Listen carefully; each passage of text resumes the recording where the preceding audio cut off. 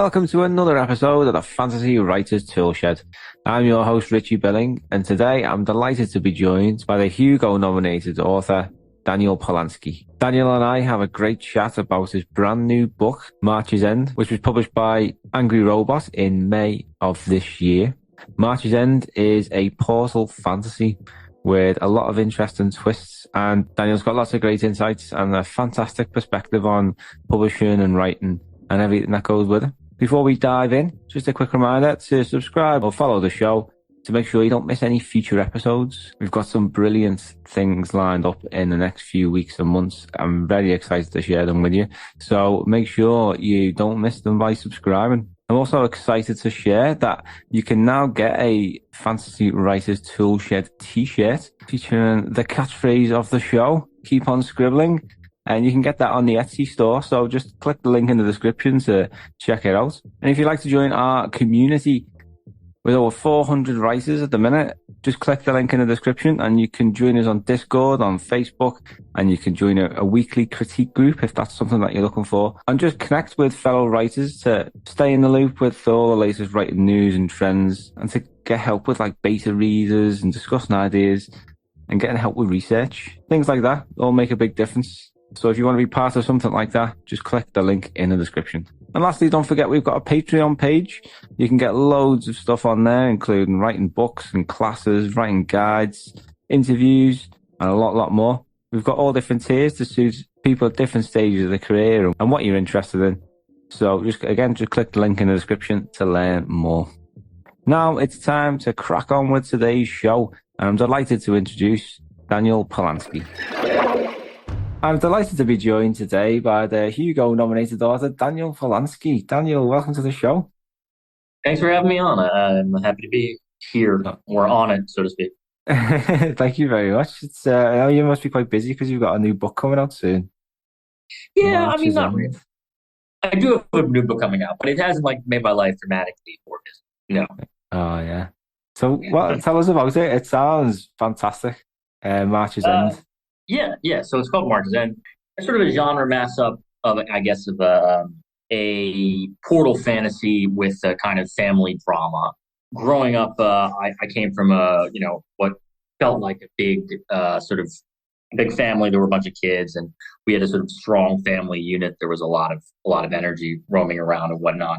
But of course, obviously a lot of complexity in terms of that. And I guess I sort of like the idea of what if the kids from Narnia, what if they had grew up and had a sort of more complex family dynamic, and kind of running with that idea. So that's where March's came from. Nice. And from what I understand, the March is this area that this family has to guard and watch over. Yeah, so I do a terrible job of describing my books. Right. So March, I'm totally in that camp as well. Basically, the idea is that when this family, they're the Harrow, and at night they sort of magically journey they take on these personas in this other realm, the March, in which their family struggles and the sort of dynamic are played out over this elaborate fantasy setting with all of these different species and magic and whatnot. And the March is the name of that land, as you correctly surmised.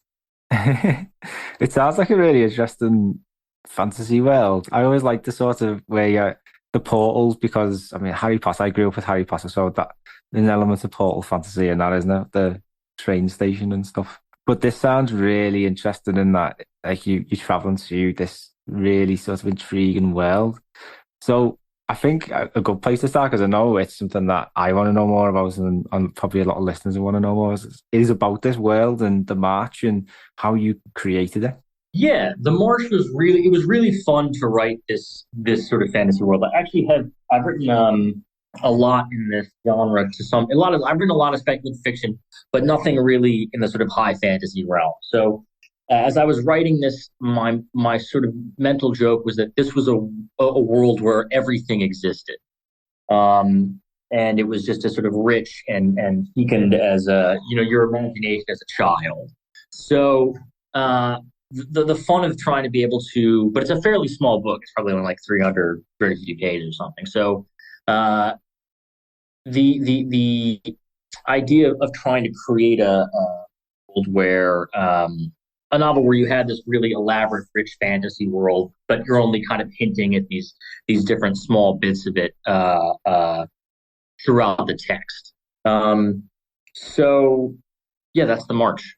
Nice. Was it what was the process like of creating that? Did you have like a sort of inspiration to create this world and then you just sort of ran with it, or did you sit down and just come up with it all from scratch, just the hard way?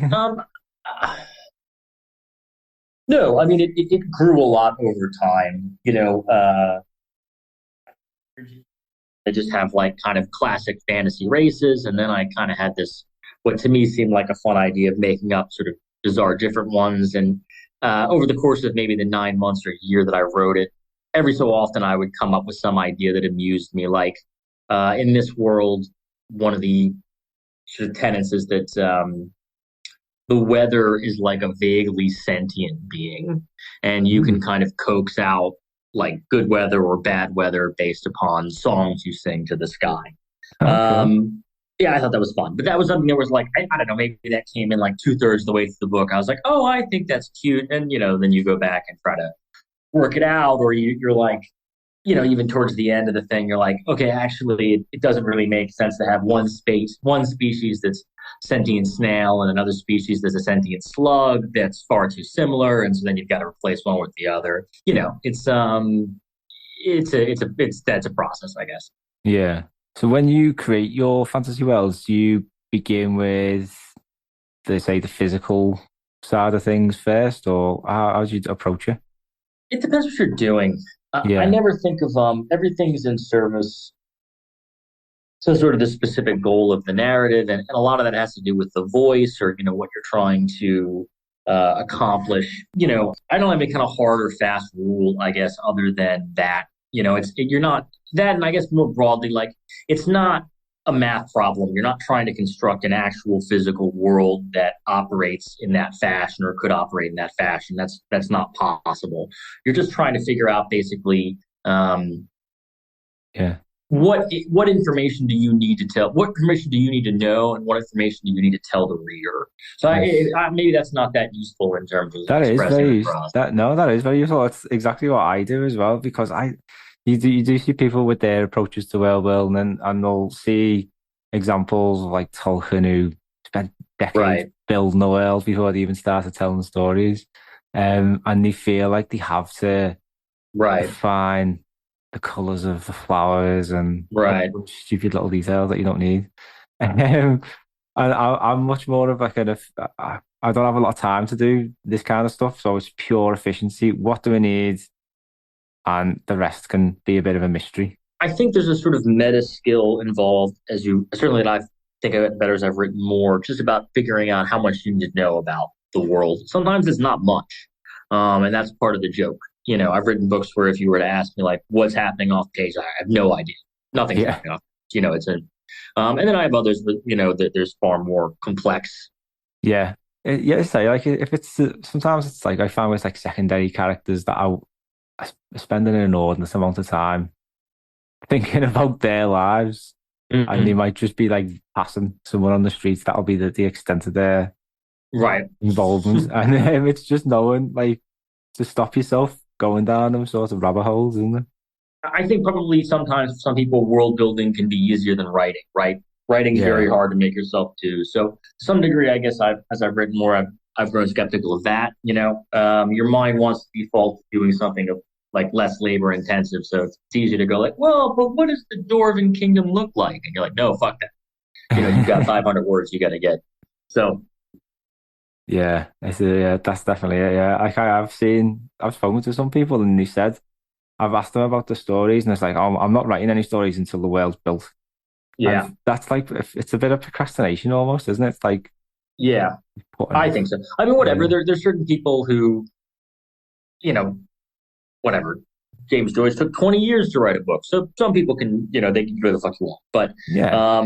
I do think, as I said about earlier about the march, building the march, you're never like done with the world. It's a kind of continuous conversation between the larger plot and what you're writing at the time.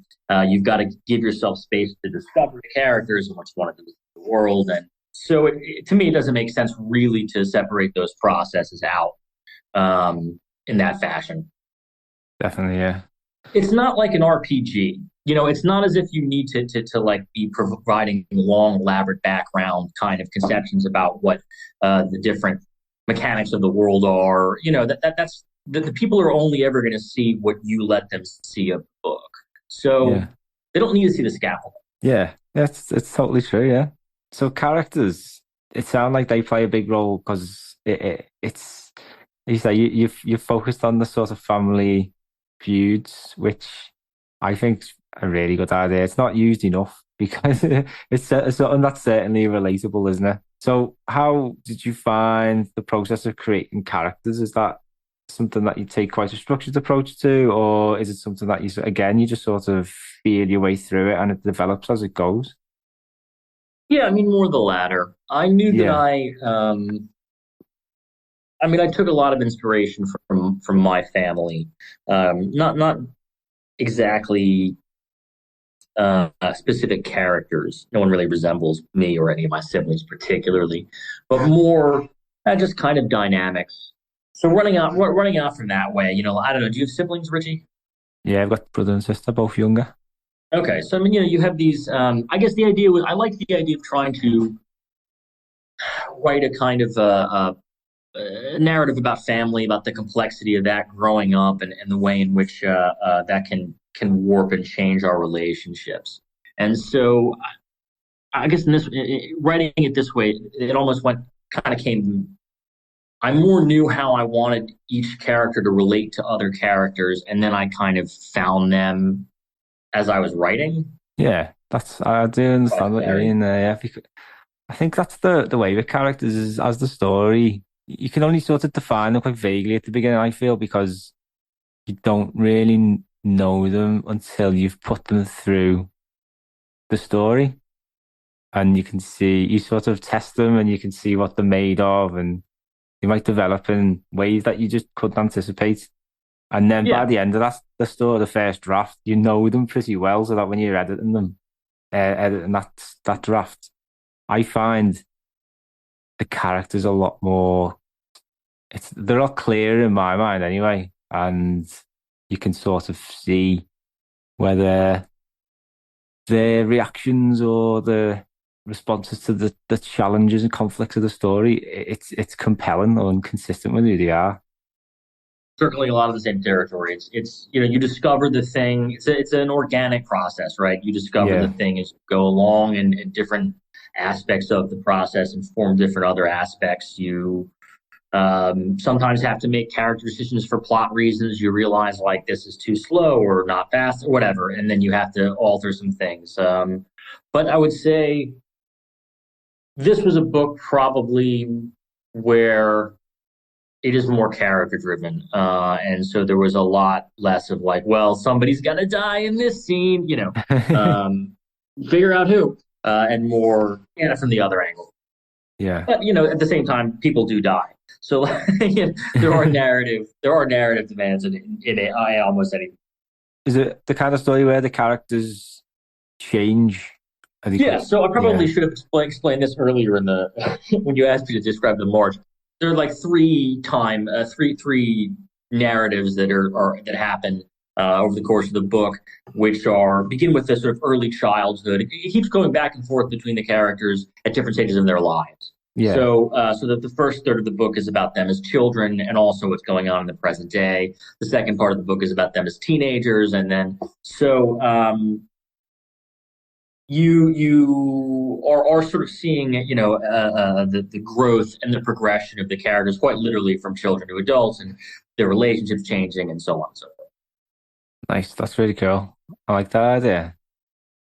You get there because yeah, like I've seen kids grow up and even just the difference in a year, it's amazing. Like Yeah, the interests fundamentally change.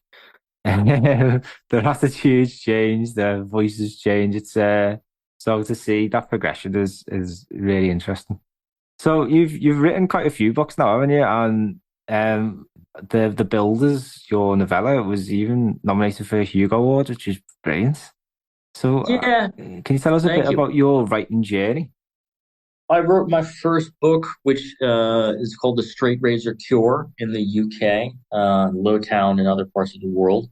Yeah. I guess I wrote that when I was about 23, 24. And that's a sort of as I was writing that book, I realized that writing was what I wanted to do. I was a directionless youth. In the process of creating that, I realized that this was something I was passionate about. Yeah. Gave me a lot of peace. So I was lucky enough, to get that going, and I finished out a trilogy, which is actually you'll like this because you're a Wire fan, as I know from the pitch is it's like a low fantasy Wire. The Nice. protagonist Oh, is a I'm big gonna have to watch yeah, read this now. doing bad things, but he's doing it with a short sword instead of a 9 millimeter. And yeah, and then I've written a bunch of stuff since then. I've written, but the Builders was a fun one that was nominated for the Hugo. It's the pitch with that is like uh, the Wild Bunch meets Wind in the Willows, or just like a very violent, savage western, but with woodland characters. If you haven't seen that at all, Nice. Sounds great. yeah, it was fun. That's a fun one. Some of your books you like less than others, but I still find the Builders pretty entertaining. Yeah. And what was that like getting the nomination? Night? I don't know. I mean, I didn't win, so it wasn't really that I exciting. know, I suppose You know, it's a bit bittersweet thing, but it's still yeah, it's I don't know how much stock I put in awards, honestly. So I mean, it was sort of yeah. funny. Like I had no idea that this was. It had never occurred to me prior to my editor telling me I got nominated for a Hugo that this was like I just hadn't thought about it. It wasn't something Yeah. that and yeah, I don't really know how wise it is to put much stock in it, to be blunt.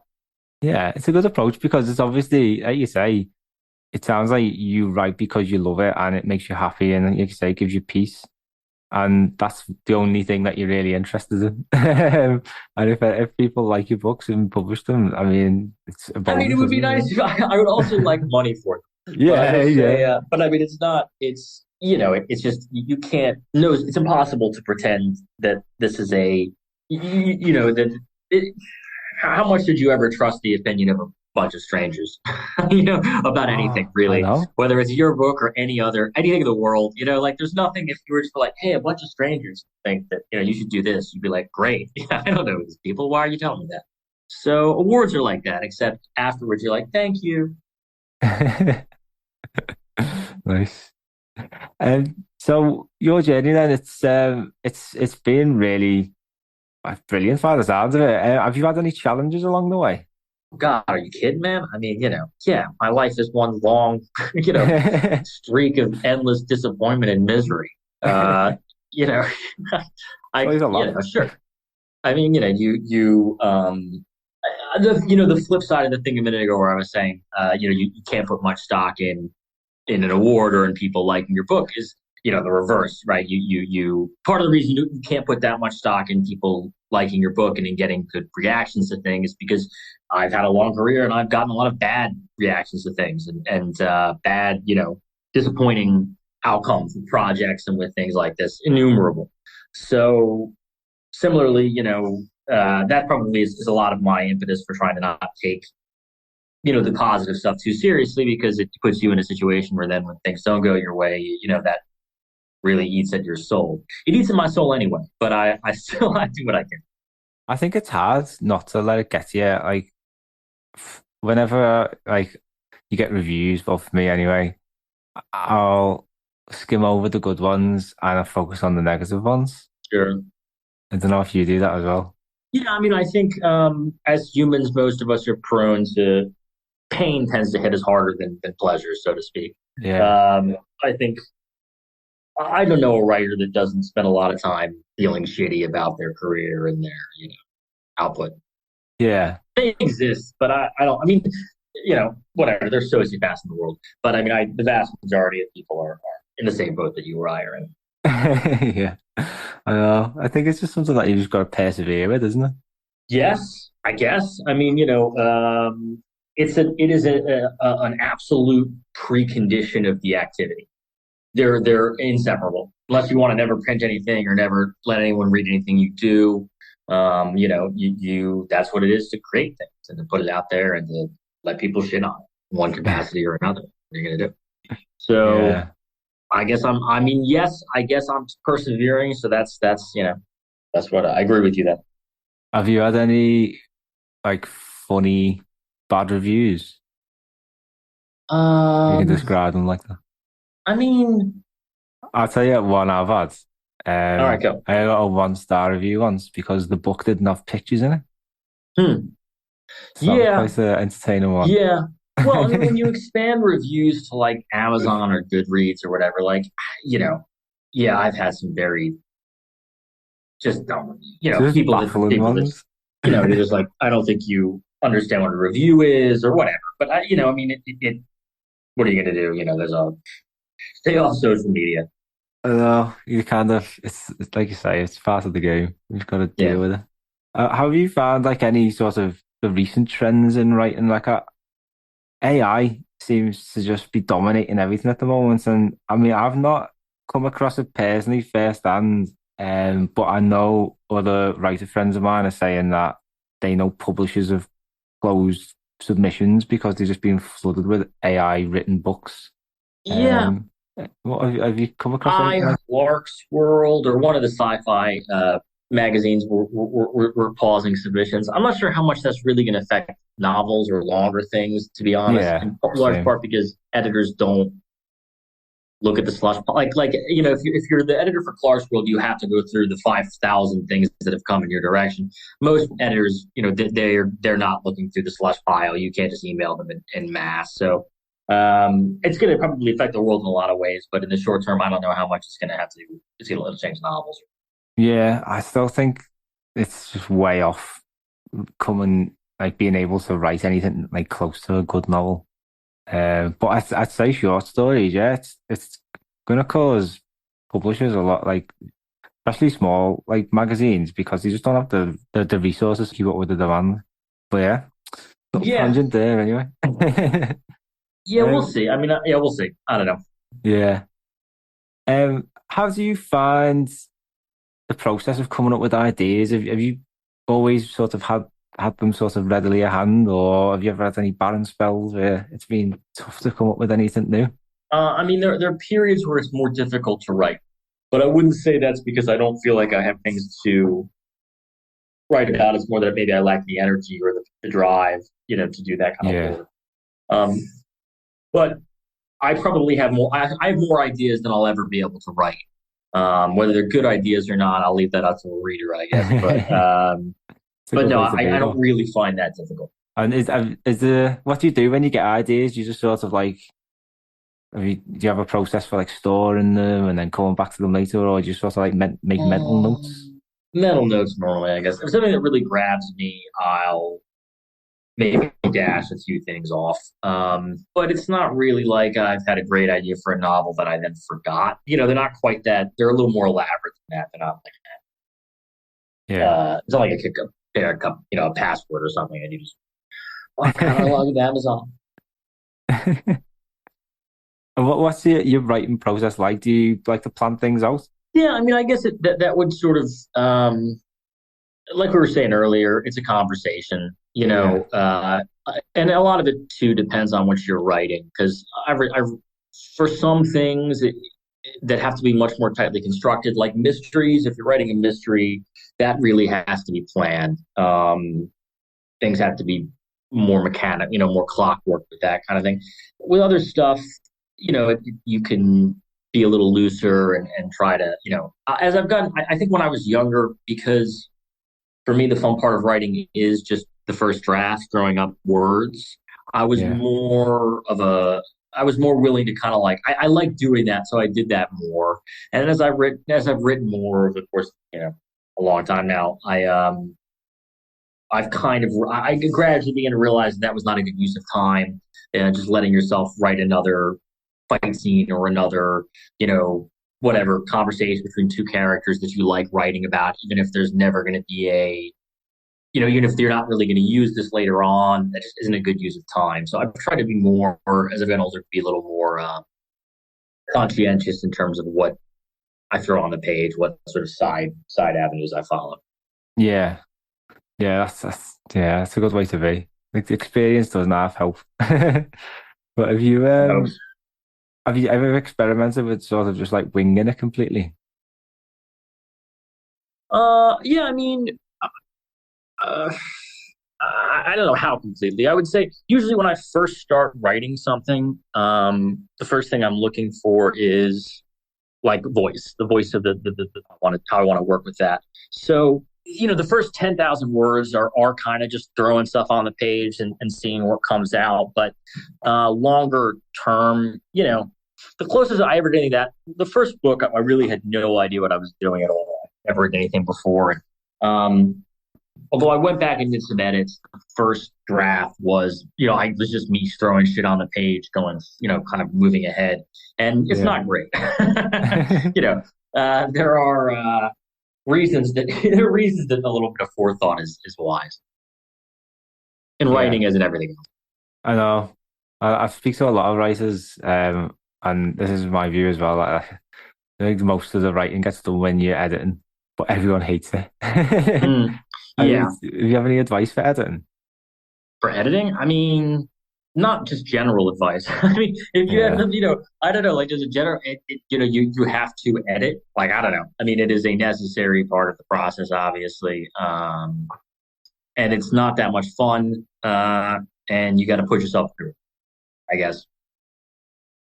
do you take like more of a structured approach? Do you like look at certain elements first, or do you just go line by line and just It depends where go you for are it? where you are in like what draft you're in, right? If Yeah, you're doing something, how narrowly you're editing, right? You start with broader stuff, and then you get gradually, you know, down to looking at.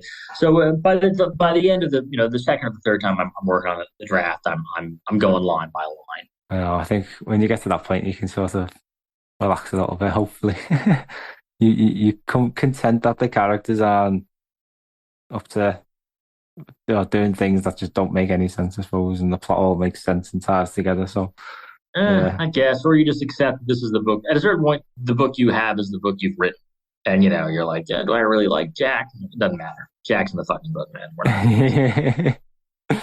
yeah. Otherwise, you just gotta keep changing every little thing, don't you? And you just got to accept this for what it is. Yeah. At some point, you do. So, question to finish on. What advice would you give to anyone thinking about giving writing a go?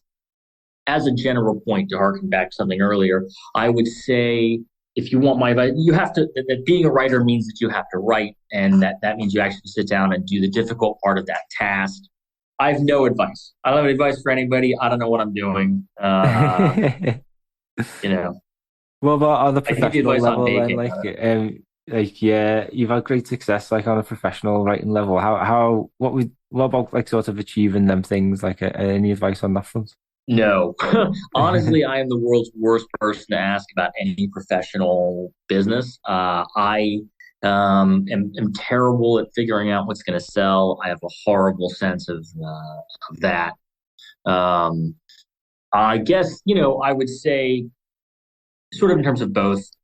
Writing is neither particularly lucrative, or easy. So unless you genuinely enjoy the activity, there's probably not much point in doing it. And if you do enjoy it, then you should do it. And if you're serious about it, then you have to work really hard and you have to write a lot and you have to read constantly and read a lot of different things, read things in different genres and things, expose yourself to ideas and to modes of language that are not necessarily familiar or easy to you. And yeah, so that was my rambling series of answers. No, that's a great, particularly on the reading point. That's a really good bit of advice. Just read anything. I should have started with that, right? Damn it. And no, that's brilliant. Well, thank you very much for joining me. It's been a great chat. How can we find out more about you? You could, if you're really inclined, you could go to my website, which is Daniel Polansky, Polansky, .com. And I have, links and pictures of myself and all the things that one has to have these days. You can Nice. see what I look like. It'll be fabulous. Oh, yeah. Well, I'll put a link in the description. And it's been, great chatting to you. And hope all goes well with March's End. I appreciate it, Richie. Thank you for speaking with me. Yeah, this was a lot of fun. Thank you everyone for listening, and we'll speak to you soon. Daniel, thank you very much again for giving up your time to chat all about March's End and writing as a whole. It was a fantastic chat. I really hope you enjoyed it listening at home. If you did, don't forget to subscribe or follow the show so you don't miss any future episodes. We've got some fantastic topics in the pipeline, and I've got some very, very interesting guests. I've been doing a lot of good research, trying to find suitable people and very interesting people as well. So if you don't want to miss it, just hit subscribe or that follow button. If you enjoyed today's show, it really does mean an awful lot if you can give us a quick share on social media or tell anyone who you think may be interested about what we do and what we chat about. It helps us an awful lot because we don't really have any money to spend on marketing. So a little bit of word of mouth goes a long, long way. And if you'd like to join our writing community, just click the link in the description again. You'll get an invite to our Discord server, which has over 400 people. And we have monthly events. You can join a weekly critique group, or you can just chat with fellow writers about the things you love most. And that is all for today. Thank you very much for listening, and really do hope you enjoyed it. We'll be back at the end of this month with another episode. And until then, keep on scribbling.